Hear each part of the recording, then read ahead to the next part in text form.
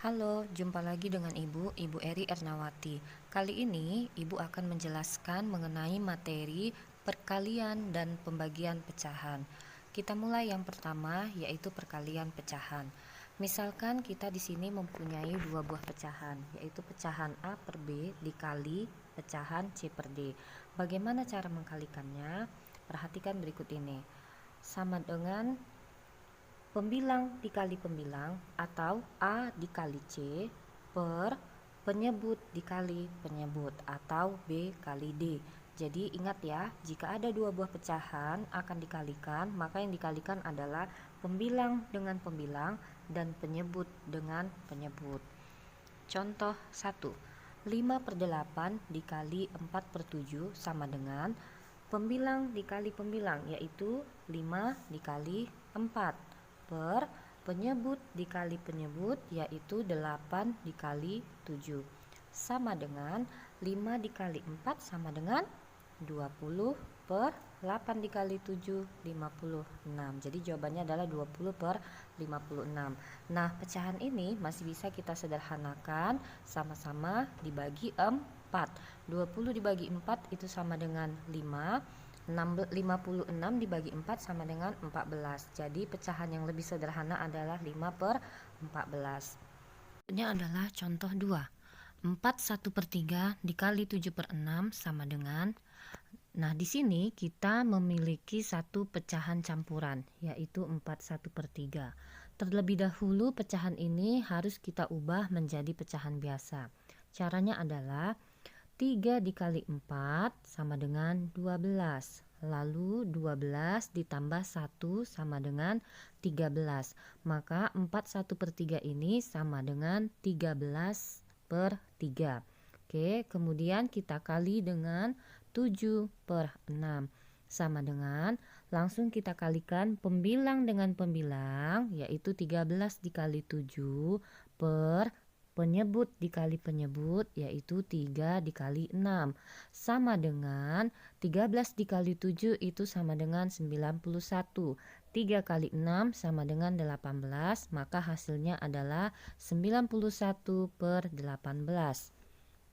Kemudian 91/18 ini bisa kita ubah menjadi pecahan campuran. Mengapa? Karena pembilangnya di sini yaitu 91 lebih besar daripada penyebut yaitu 18. Sehingga bisa kita ubah menjadi pecahan campuran. Caranya adalah seperti ini. 91 kita bagi dengan 18 sama dengan yang mendekati adalah 5. Lalu 5 kita kali 18 sama dengan 90. Kita kurangkan, sisanya adalah 1. Maka pecahan campurannya adalah 5 sisa 1/18. Maka hasilnya yang bentuk yang paling sederhana adalah 51/18. Materi kita selanjutnya adalah pembagian pecahan.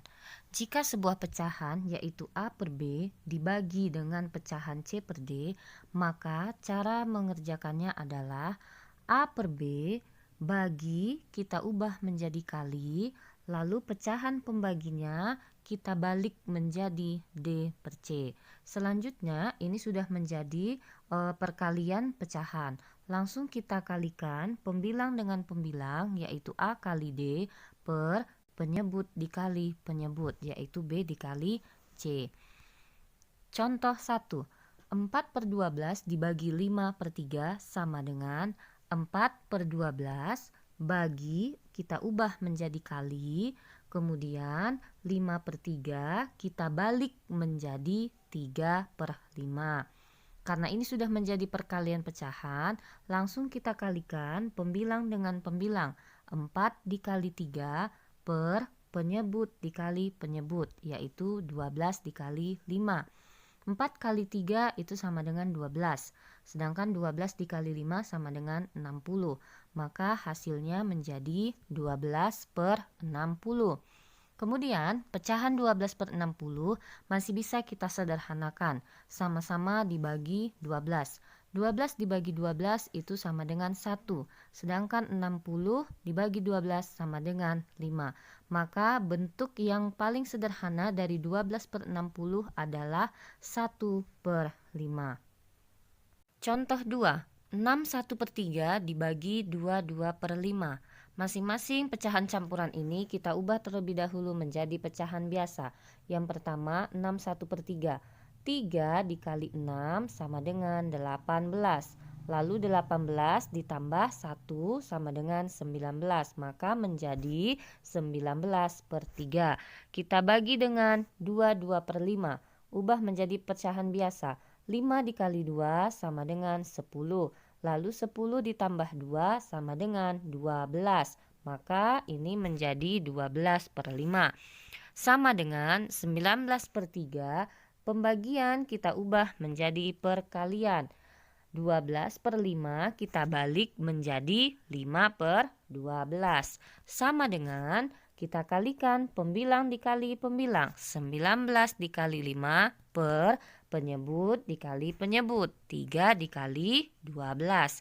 Sama dengan 19 dikali 5 itu sama dengan 95. Per 3 dikali 12 adalah 36.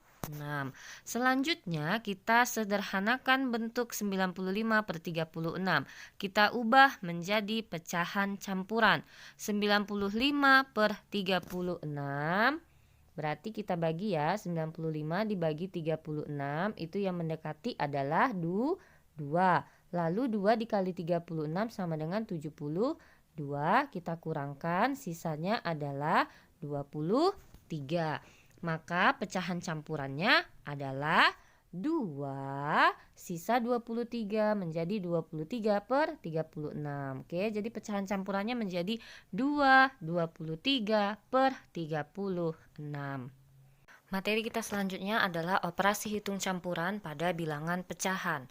Sebelum Ibu memberikan contoh soal, perhatikan tangga operasi hitung berikut ini. Semakin tinggi posisi operasi hitung, maka itu artinya adalah operasi hitung tersebut yang terlebih dahulu kita kerjakan atau kita hitung.